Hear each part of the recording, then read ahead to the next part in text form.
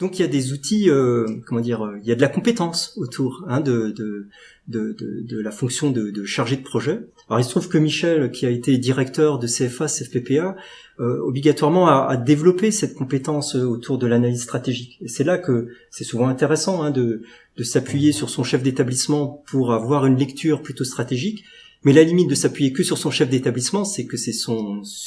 on a un lien de subordination, qu'il est là aussi en tant que chef d'établissement et que rapidement il risque de prendre des solutions et que ça peut se faire au détriment de la prise de recul du chef de projet, de problématiser la solution avant d'aller tout de suite sur une solution, est-ce qu'il n'y en a pas d'autre. Et c'est dans ce sens-là que c'est bien au chef de projet de l'avoir, cette compétence-là. Alors soit il fait appel à un accompagnateur, et c'est vrai que là c'est peut-être atypique, voire un peu luxueux, soit il développe cette compétence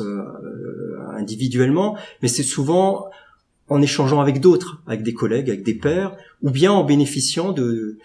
temps d'échange avec d'autres chefs de projet, ce qui existe pour les dispositifs chefs de projet ou les tiers-temps ingénieurs, où là ils ont la possibilité de se retrouver entre eux pour prendre ce recul. Et en fait, ces moments sont essentiels lorsqu'on conduit un projet.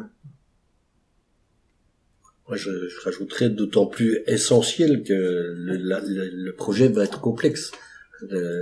Parce que même si on a les compétences, quelquefois on va se retrouver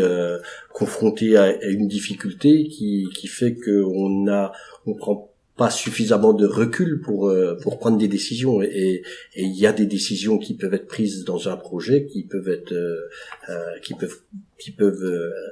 amener des blocages sur la continuité de ce projet, quoi.